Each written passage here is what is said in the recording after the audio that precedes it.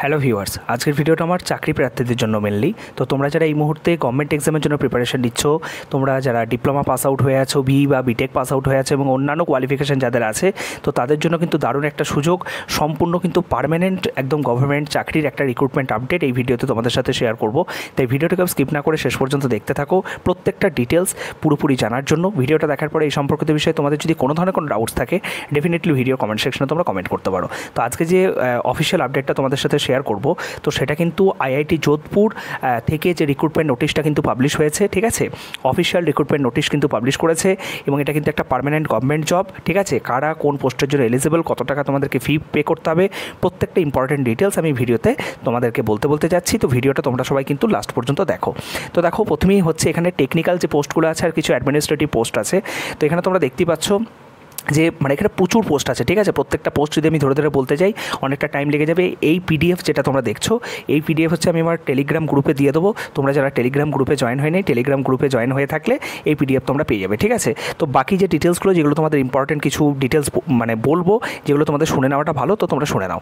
তো এখানে দেখতে পাচ্ছ bio science and bio engineering, ঠিক আছে, কেমিক্যাল ইঞ্জিনিয়ারিং, তারপর হচ্ছে তোমার chemistry, civil and infrastructure engineering, computer centre. তো বিভিন্ন ধরনের এখানে তোমরা দেখতে পাচ্ছ কী পোস্ট কোড, হ্যাঁ, কতগুলো করে তোমার নাম্বার অফ ভ্যাকেন্সিস কী আছে, আর কোন কোন ক্যাটাগরিতে কটা করে ভ্যাকেন্সি রয়েছে, তারপরে তোমাদের যে পে লেভেল, ঠিক আছে, স্যালারিটা যেটা হবে সেটা হচ্ছে কোন লেভেল অনুযায়ী, ঠিক আছে।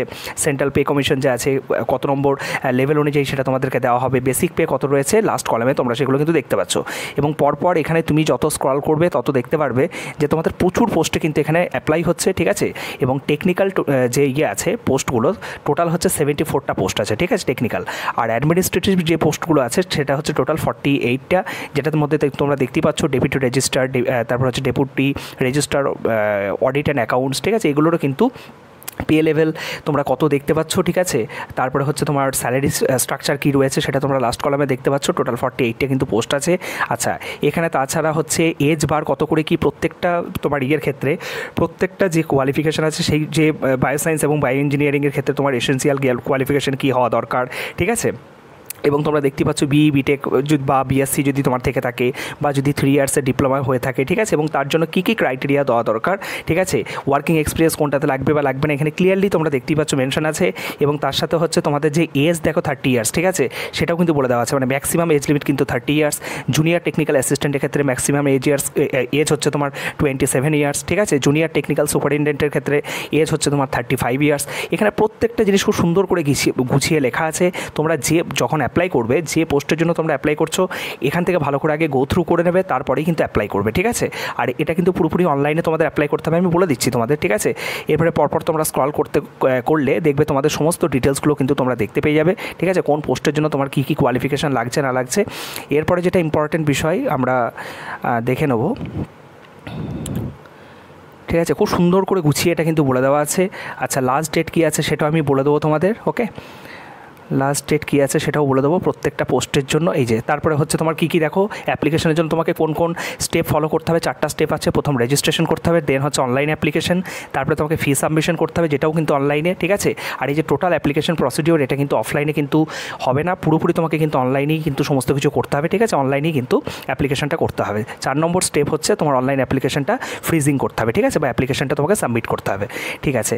এছাড়া আর তোমার এসসি এসটির জন্য 5 বছর যেটা ছাড়, ঠিক আছে। ওবিসি এনসিএল হলে 3 বছর পর্যন্ত ছাড়, যেগুলো তোমার সেগুলো তো থাকবেই, ঠিক আছে, ওকে।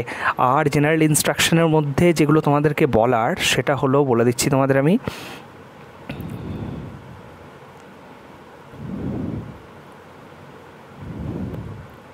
এই যে জেনারেল ক্যান্ডিডেট যারা আছো, পে লেভেল 10-এর জন্য কিন্তু 1000 টাকা, পে লেভেল 10 অনুযায়ী যাদের স্যালারি স্ট্রাকচার আছে যে পোস্টগুলোর, সেগুলোর ক্ষেত্রে যারা জেনারেল ক্যান্ডিডেট আছো তাদের কিন্তু 1000 টাকা করে পে করতে হবে।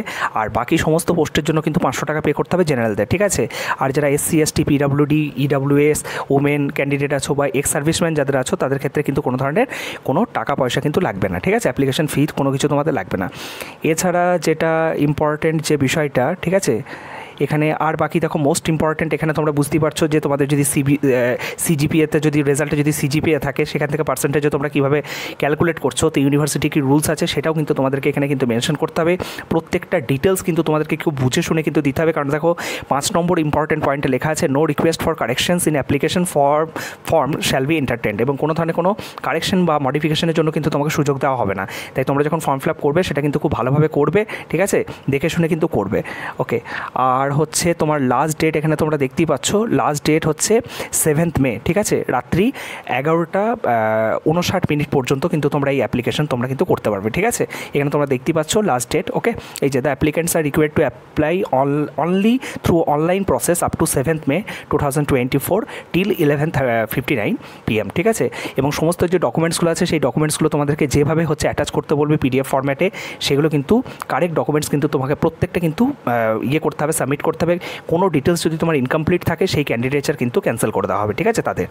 তো এই ছিল আপডেট, ঠিক আছে। এরপরে যদি তোমাদের ফর্ম ফিল আপ করার সময় যদি কোনো ধরনের কোনো অসুবিধা হয়, ভিডিওর কমেন্ট সেকশনে কমেন্ট করবে, আমি অ্যাজ সুন অ্যাজ পসিবল সেগুলো রেসপন্স করবো। সকলে ভালো থেকো, সুস্থ থেকো, থ্যাংক ইউ।